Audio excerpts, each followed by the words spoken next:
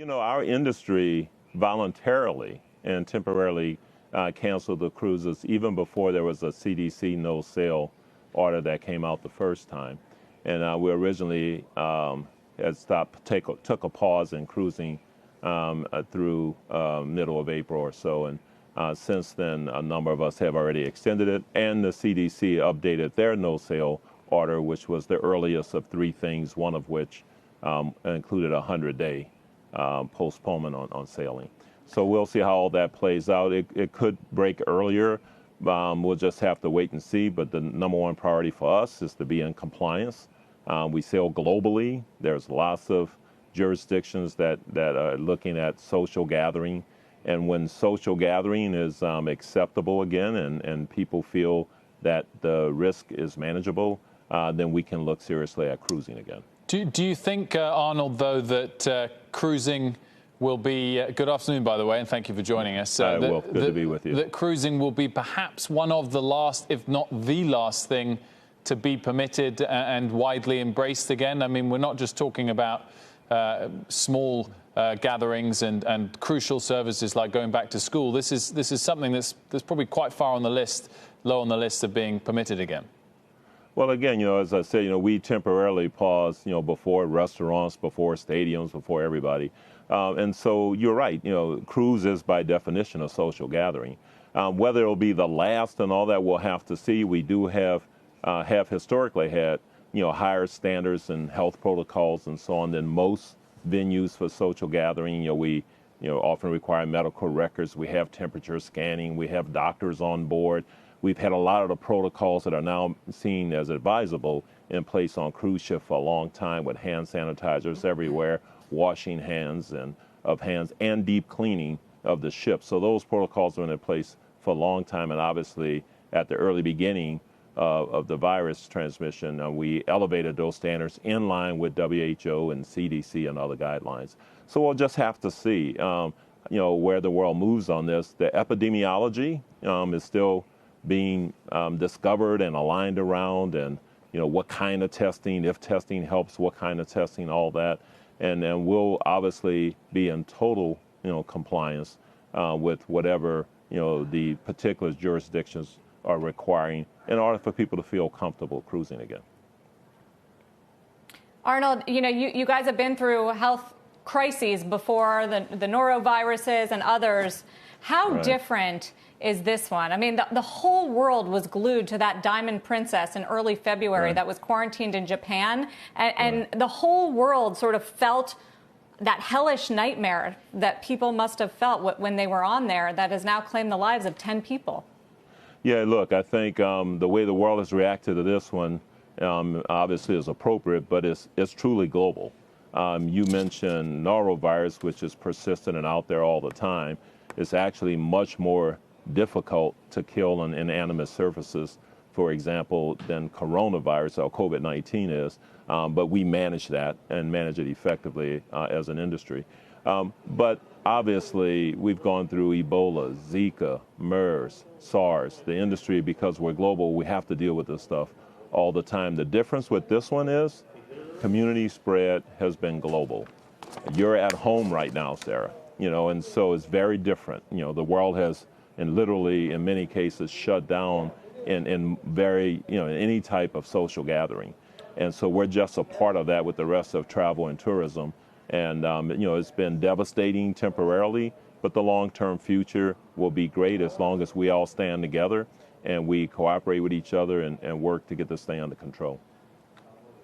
I guess what's also different is just how much of a PR nightmare that this has really been. I mean, it's been a number of your ships, Arnold, that have been susceptible in the headlines.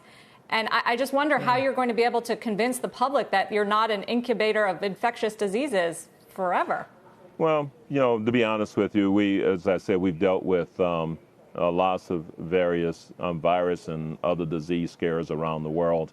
As we reported in our offering memorandum, as we sought to get additional cash to make certain we had the liquidity to withstand an extended pause.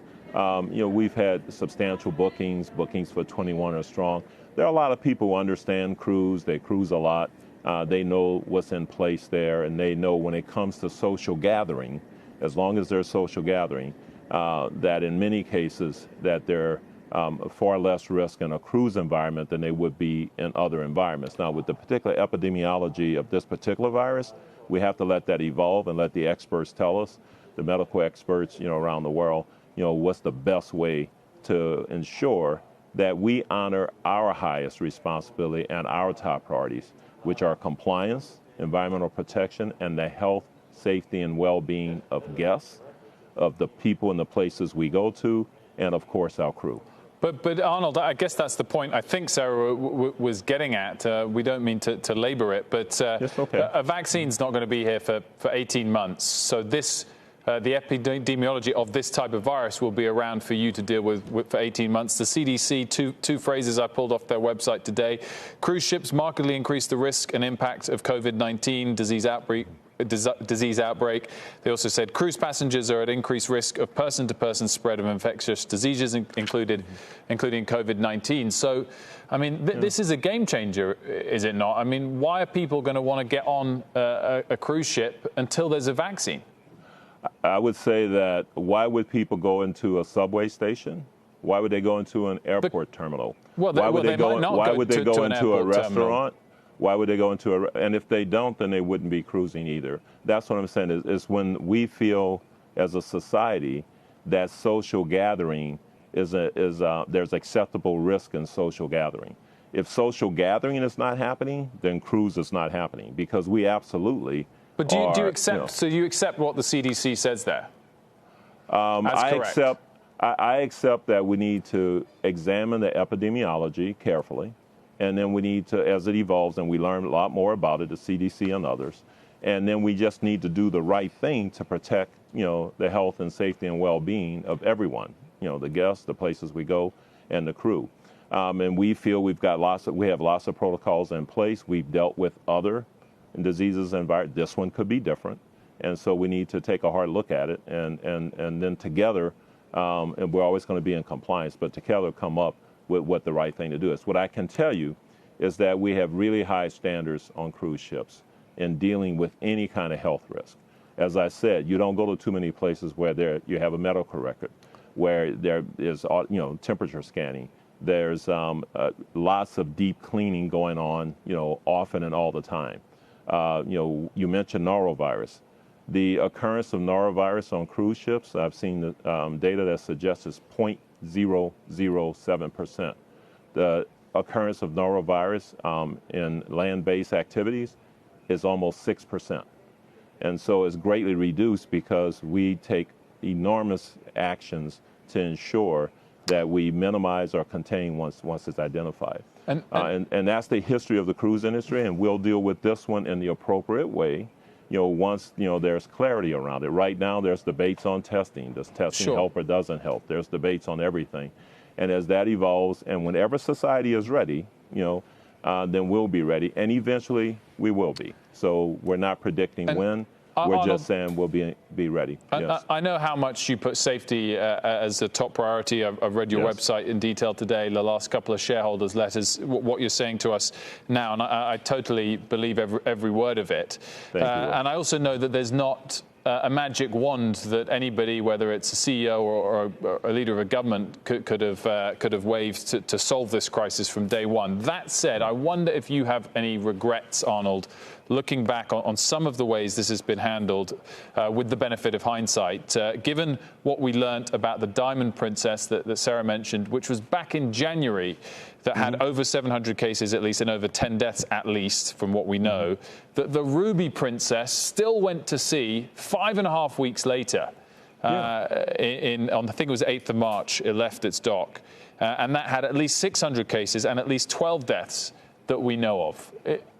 With hindsight, do you regret letting that ship go to sea? Now, I would tell you this, that you make the decisions with information you have at the time. You could say the same thing with any city. Once you saw a certain number of deaths, do you regret not closing your restaurant sooner? Do you regret, not shutting, restricting air travel sooner? Do you regret, et cetera? So if you know everything today, we're at stay at home and shelter in place.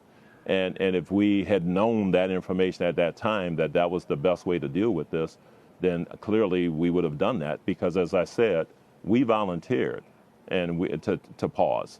We were not forced to pause, because once we made an assessment and saw the dynamics, that not just us, but the industry did. But you don't think the Diamond Princess experience in January did give you special early insight?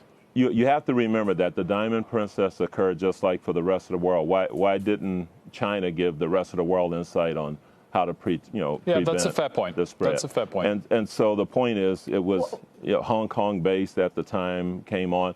The ship was not a normal cruise. They held the ship for weeks longer than the cruise would have occurred, with people quarantined on board. People weren't sure at the time whether it was a super spreader, and that all of those people had actually had the disease or the virus transmitted before they were on board, or whether it was actually transmitting on board. There's still debate around that if you talk to the Japanese Ministry of Health. So there's a lot of unknowns in all of that. And so you could go to any point with anybody and say, well, you saw this, why didn't you do that? The reality is, we take the information at hand. We are in compliance. We listen to the medical experts around the world. No medical experts at that time were saying you shouldn't cruise or anything like that. And then once we got to a point where we could see, that it was not going to be, even if we weren't transmitting on the ship, that you could risk having people be extended on the cruise well beyond the time they were on, because of the protocols that were being put in place. That if there was something identified, not necessarily even COVID positive, but a risk of COVID positive even, that the ship could be delayed, et cetera. So we all decided to pause, and we stand with everyone on this. We all want to get through this together, and together we will. And in the future, is going to be travel is going to return, and travel and leisure, and when it does, we'll return with it. Social gathering at some point will return, and when it does, people will want to cruise. And as I said, we have lots of people booking now for 21, some even for 20 still, and we'll have to see exactly how this evolves.